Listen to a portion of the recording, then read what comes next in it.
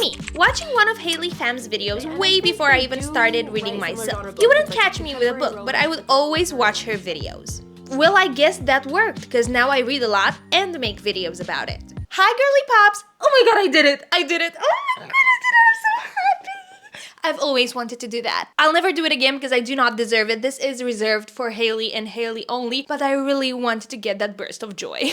Along the years, I kept going back to pham's videos and just listen to her in the background. I wouldn't actively take account of her book recs because, as I said, I was a stupid little girl and thought that reading was lame. But I thought that Haley was super cool, so I still watched her videos. For some reason, some of the books she talked about stuck with me over the years, so I think it is time for me to give them a try.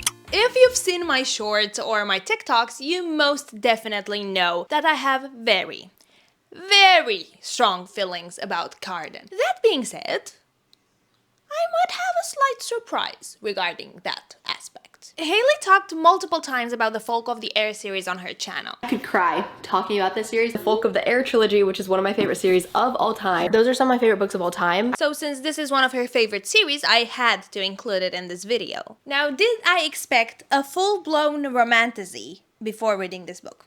I surely did. I should have listened to Haley when she said a romance subplot. But I didn't because I'm kind of ignorant and I don't really want to know what the books are about before reading them. And I kind of see how that is not very intelligent in certain cases. I'll show you exactly what I thought this book was about before reading it. This is my assumption about The Cruel Prince without knowing anything about the book apart from the names of the main characters. Cardan is a cruel prince who has a soft spot for Jude, who's very witty and rebellious. Madoc competes with Cardan for Jude's attention, while Loki is set on betraying Cardan. Mark my words, Loki is the bad guy here. Also, the prince is not the prince, or the king is not the king. I'm gonna read it and we'll see if I was right. Okay. Though Madoc, I was kind of wrong there. Now, I'm going to start with the good part. Specifically with the fact that Holy Black really knows how to write a book. If I didn't like a book but I still managed to enjoy reading it, then girl, that is talent. Her writing style is just so easy to grasp. You know, the words just flow nicely and I don't get tired easily. Usually it takes me a while to get invested in a book, but with this one, I was interested straight away. That being said, my interest slowly but surely died. But before getting into that, let's take a minute to appreciate all these cutesy doodles. Tell me these are not extremely cute. Quick for who doesn't know, Cruel Prince is about Jude, a human who was adopted by a fae and now lives in the world of faes and somehow gets tangled in their politics. I'm going to be completely honest here, I didn't really feel engulfed into this world. I thought it was a me problem that I just didn't like faes at all. But then I read ACOTAR and I kind of liked that universe very much. Whereas in this one, I didn't really want to be part of their universe. You know what I mean? Another thing that is probably very subjective, I don't really like contemporary fantasy. I'm about to read about faes and beasts and magic. Then we are in an Apple store? That's a bit out of place. Now girls, brace yourselves because I am going to hate and roast on Cardan like I've never done before. This man, this fae with a tail, got on my last damn nerve. Excerpt number 1, page 28. Passing us, Cardan kicks dirt onto my food right before I put it into my mouth. I look up to see him watching me with cruel delight. Next thing is him trying to drown Jude.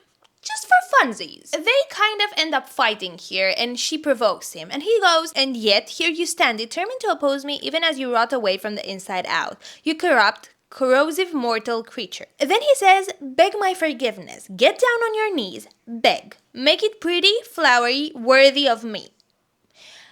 Now, begging doesn't seem half bad, honestly. In certain situations, I would say it is quite interesting. Now, Cardan doesn't really fit that narrative for me. So Jude is enchanted and she can't really control her actions. And every one of Cardan's friends, or whatever, his group, makes fun of her and makes a fool out of her. And then Cardan says, "No, Jude will come here and kiss my foot. She said she wanted to kiss us, and I am her prince after all. Well, be quick about it, he says impatiently. Kiss my foot and tell me how great I am. Tell me how much you admire me. After a few more scenes like this, do you expect me to believe that he was actually jealous of Jude and in reality he was head over heels when it comes to her, and then suddenly he starts being shy and then he loves her all of a sudden? Excuse me? No, because Cardan deserves some ass whooping ASAP. Though I do understand he is a tortured soul and he has issues. I know that. And I like a tortured soul. Xaden, Malachi, Recent, and so many more. But when it comes to Cardan, I'm not sure. I'm not sure about it. I am aware that y'all keep telling me that if I read the next 2 books in the series, I am going to love Cardan. Even though I am adamant in hating Cardan, I will give him another chance. And I just ordered Wicked King and The Queen of Nothing. And 16 other books. Stay tuned for the book haul. Now, as far as the story and the plot go, I felt like the stakes weren't high enough for me. Even though, theoretically, they were very high, but I didn't feel like it. I just wanted a bigger plot twist. I wanted more. Though I believe the story is going to evolve in the next 2 books, I didn't think I was going to say this, but I am having faith in you, Cardan.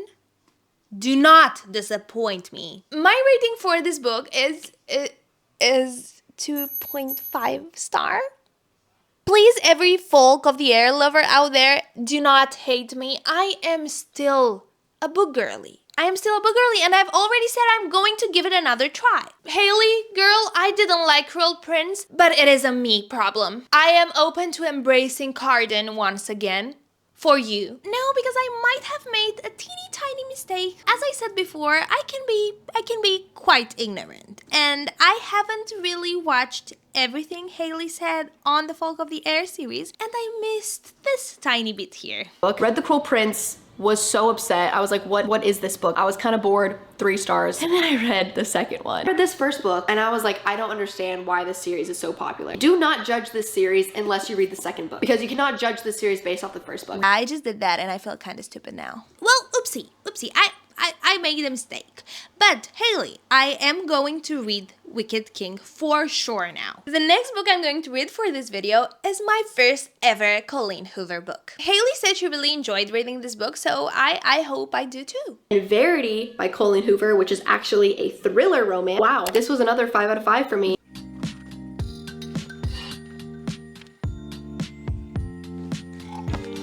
You gotta get closer for this one. I had a boyfriend in my early 20s named Amos who liked being choked. It's why we broke up, because I refused to choke him. But sometimes I wonder where I'd be had I entertained his urge. Would we be married now? I like to think about Amos when I find myself disappointed with the current state of my life. As I stare at the pink eviction notice in Corey's hand, I remind myself that it could be worse. I could still be with Amos. That was one of the best advices someone could give. If you have a bad day, just think of your lame ex and how better you are than him now. I think we should get in a more comfortable position.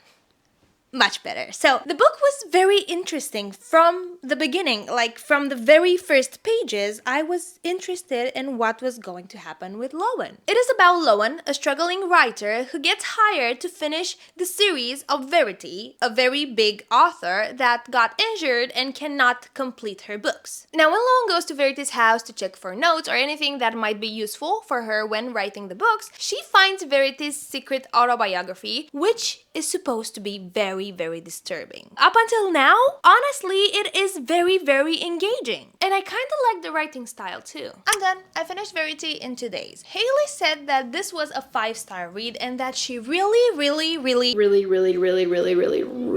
liked it. And I totally agree with her in the sense that I was literally glued to this book, especially in the second half. Pretty dark, actually. It's very dark. This book might be triggering for some because, as Haley said, it is quite dark. For me personally, I kind of like gore and like disturbing scenes in books. If it is taboo and controversial, I am very interested. Especially having a glimpse at the intricate mind of a psychotic character. That's a thing that keeps me entertained. With Verity, I think that the thriller aspect was the star of the show, and the romance just added to it, which I liked. If there was more romance in it, I don't think I would have liked that. But for those of you who want to know about spies, you know who you are. Who, me? Yeah, you. The spice isn't very interesting, and if it was, that would have been distracting. There are a few spicy scenes, but they are definitely not the giggling and kicking your feet in the air type of scene. Now, girl, for the plot twist.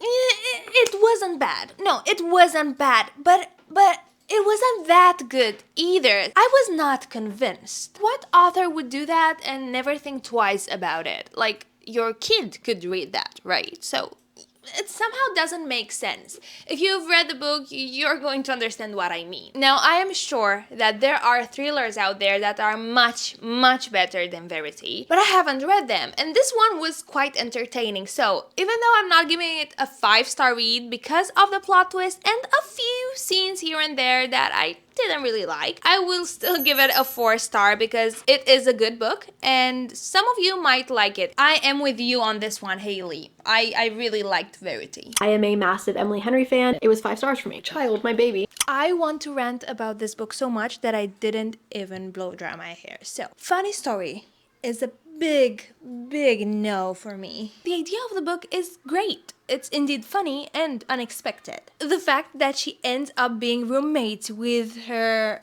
ex-fiance's fiance, that is the ex-fiance of... No, I'm gonna try again. She's roommates with the guy that was the fiance of the girl that's now the fiance of her ex-fiance. No, I'm gonna draw it for you. I am confused in drawing.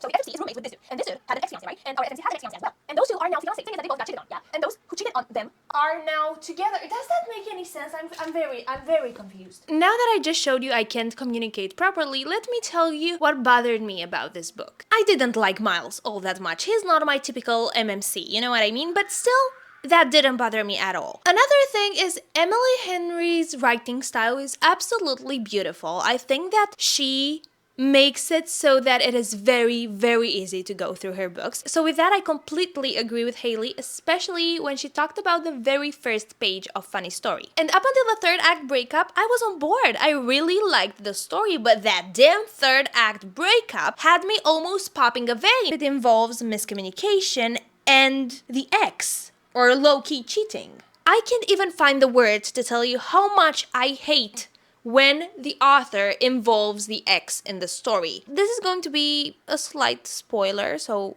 mind that. If your ex is going to call you and ask you to help them move out, in what world would you leave for 2 days to help your ex and not tell your partner? One call from your ex and you just drop everything, forget you have to pick up your current girlfriend for dinner or whatever, and just go help your ex? How can that be forgivable? But everything was actually a misunderstanding, and he actually met up with his ex to help them out, but also to tell them to fuck off. Also, he actually wanted to help his current partner by talking to their parents, but no one asked him to do that, and he didn't really help anyway. So what is the point of it all? Like, how can I like Miles when he does shit like this? Now, I do have one outstanding thing about this book, and that is the spies. So hear me out. I think this is the first time I've ever seen spies that almost has the perfect balance. It's not too vulgar, but still descriptive enough to be exciting. Like, I do get all the details, but not the disgusting ones. Haley said that her absolute favorite book from Emily Henry is Bitch Read. For a read for me, I'm probably gonna reread this again. Highly recommend, you should definitely read this. Beach Read is like imprinted on my heart and brain. And I actually read that a while ago. And I will admit it was way better than Funny Story, though it still had a third act breakup that involved the ex. And miscommunication. With Bitch Read, it didn't bother me that much. It was a bit more understandable that he had to meet up with his ex. The misunderstanding and not talking it out with your current partner, that was still there and I didn't like it. But Bitch Read was way better. Up until the ending, both books were close to 4 stars maybe, but with the third act breakup, that rating just plummeted. I think Bitch Read is a 3.5 star, but Funny Story is probably a 2 star. And I wouldn't recommend it if what I said feels like something you wouldn't like to read about. That being said, apart from the poor choice of a third act breakup, I feel like her books are very, very enjoyable. Oh, wow. This is now one of my top 3 romance books. That is a big, fat deal. I have never read a book where from page 2, I was like, yeah, I'm gonna love this book. 5 out of 5. I love The Love Hypothesis by her. Girl, I cannot tell you how happy I am to hear this because The Love Hypothesis is the best rom-com ever. I giggled, laughed, screamed, squealed. I was bouncing off the walls. That's how excited this book got me. The best way to explain this is that it feels like Ellie Hazelwood has lined this book with literal crack.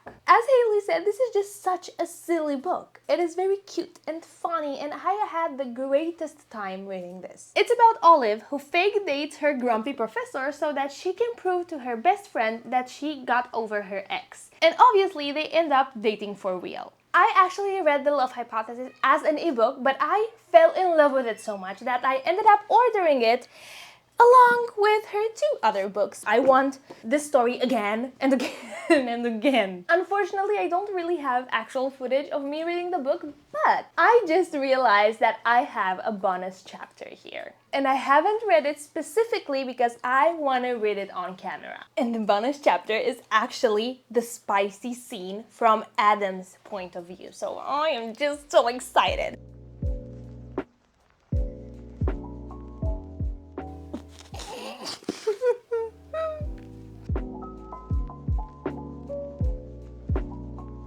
You're in love with her, aren't you? Holden had asked last week, noticing that Adam's eyes kept straying to his phone. I just want her to be safe and happy and to have what she needs.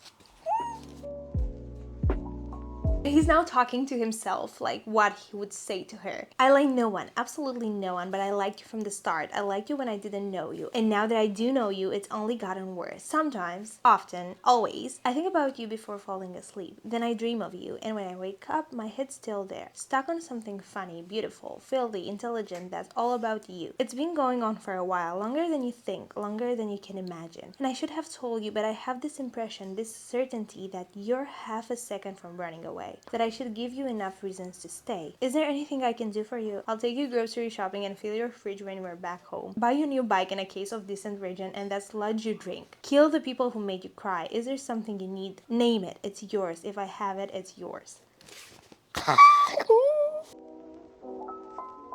She's a brat. She's a brat. Oh my god. She's a brat. I love that.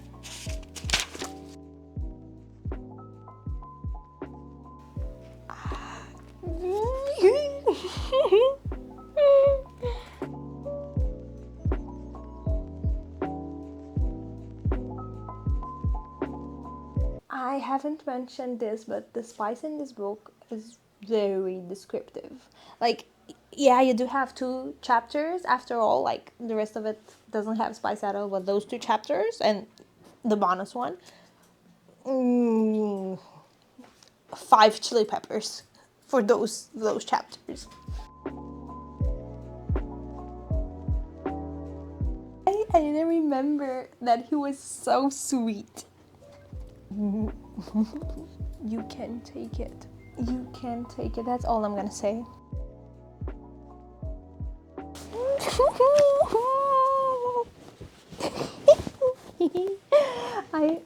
I remember now why I loved this book. I have a feeling I'm going to start one of these real soon. This is supposedly a Raylo fanfiction, but I have no idea what that means because I haven't watched Star Wars, so But if it's about the cliche of having a grumpy MMC and a clumsy FMC, then I'm eating that shit up. Actually, any cliche or stereotypes this book has, I am eating that up. I've seen the Ministry of Time all over social media lately, and after hearing Haley speak so highly of it, It's changed my perspective on my own life. It's 5 stars.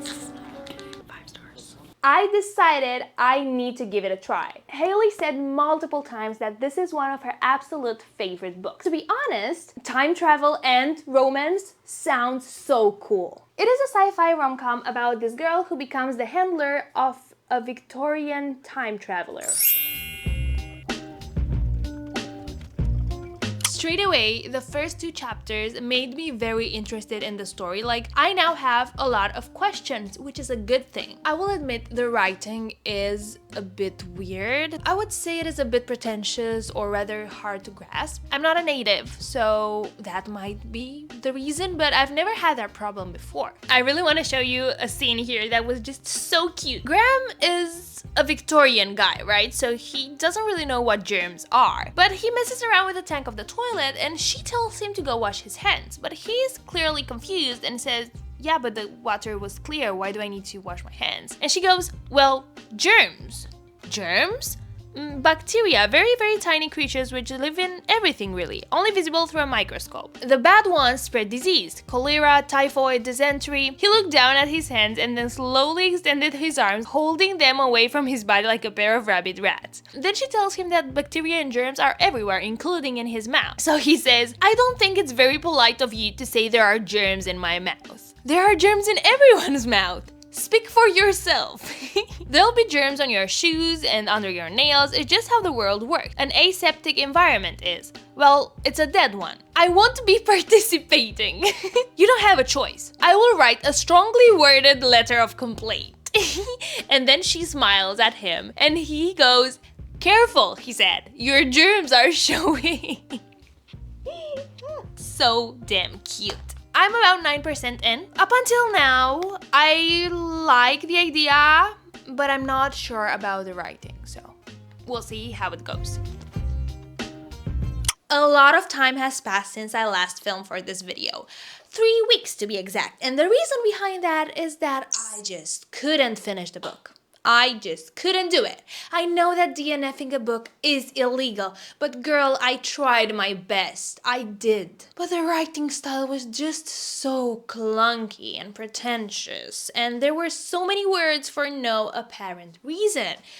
Also, the pacing was horrendous. I don't know if it is just me, but I just couldn't enjoy reading this book. I constantly wanted to just read faster so I can finish it. And I just gave up at some point. And that some point is 20% in. Topics like generational trauma, racism, feminism, colonization, and all that adds depth to a book. And I think that it is very important to talk about real stuff and eventually try to somehow educate readers and just shed some light on important aspects of our lives. But sometimes it is just a bit too much. Probably at least one reference on every single page. And that felt a bit excessive for me. Once I got to the 20% mark, I realized I just do not care about these characters and what's going on with them. I am just reading for the sake of finishing the book for this video. Well, it is what it is. You sometimes just need to DNF a book.